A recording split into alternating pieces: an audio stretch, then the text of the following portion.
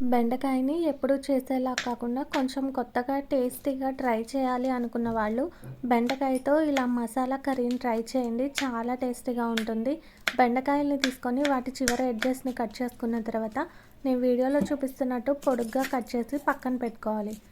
తర్వాత medium size ఆనియన్స్ని కూడా ఒక రెండింటిని తీసుకొని వాటిని వాష్ చేసుకొని పొట్టు మొత్తాన్ని పీల్ చేసి ఈ ఆనియన్స్ని కూడా చిన్న చిన్న ముక్కలుగా కట్ చేసి పెట్టుకోవాలి. ఎంత సన్నగా వీలైతే అంత సన్నగా కట్ చేసుకోండి. తర్వాత ఒక పండు టమాటాని కూడా తీసుకొని దీన్ని కూడా చిన్న చిన్న ముక్కలుగా కట్ చేసుకోవాలి. ఇక్కడైతే నేను టమాటా ముక్కల్ని కట్ చేసుకుంటున్నానండి. మీరు పేస్ట్ని కూడా గ్రైండ్ చేసుకోవచ్చు. తర్వాత ఒక 3 నుంచి 4 వెల్లుల్లిపాయలని తీసుకొని వాటి పొట్టును పీల్ చేసేసి వీటిని కూడా సన్నగా కట్ చేసుకొని పక్కన పెట్టుకోవాలి.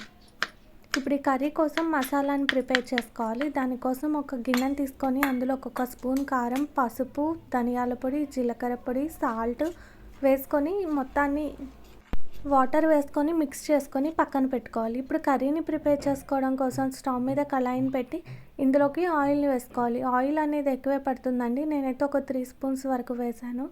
తర్వాత ఆయిల్ హీట్ అయిన తర్వాత తాలింపు గింజలు, వెల్లుల్లిపాయని వేసి ఫ్రై చేసుకోవాలి. ఇలా ఈ వెల్లుల్లి కొంచెం చిటపట్లాడిన తర్వాత ఇందులోకి కొంచెం కరివేపాకును కూడా వేసుకోవాలి. ఇప్పుడు ఇందులోకి మనం కట్ చేసి పెట్టుకున్న ఆనియన్స్ని వేసుకోవాలి. ఇప్పుడు ఈ ఆనియన్స్ని గోల్డెన్ బ్రౌన్ కలర్ వచ్చే వరకు ఫ్రై చేసుకోవాలి. నిదానంగా ఇలా ఒక 2-3 మినిట్స్ వరకు ఫ్రై చేసుకోవాలి. ఇంతవరకు బెండకాయ మసాలా కర్రీని ఎవరైనా ట్రై చేయని వాళ్ళు ఉంటే తప్పకుండా ట్రై చేయండి. చాలా టేస్టీగా ఉంటుంది. మీరు ట్రై చేసిన తర్వాత ఎలా ఉందో నాకు కామెంట్ బాక్స్లో కామెంట్ చేయండి.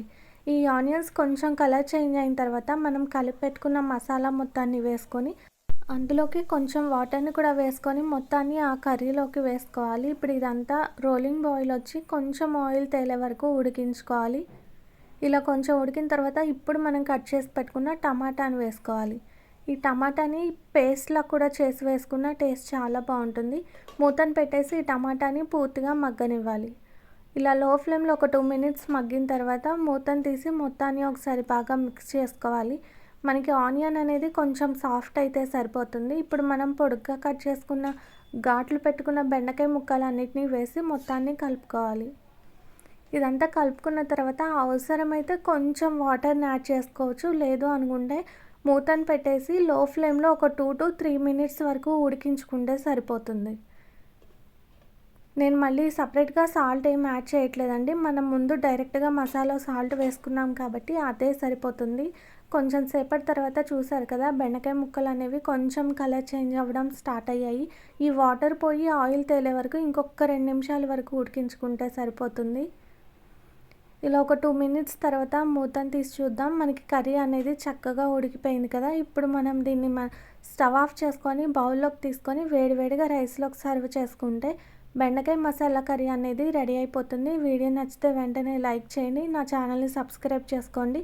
ఇలాంటి మరిన్ని టేస్టీ రెసిపీస్ కోసం తెలుగు హోమ్ ఫుడ్ ఛానల్ని సబ్స్క్రైబ్ చేసుకొని పక్కనే బెల్ ఐకాన్ని ట్యాప్ చేసి ఆల్ అనే ఆప్షన్ని సెలెక్ట్ చేయండి.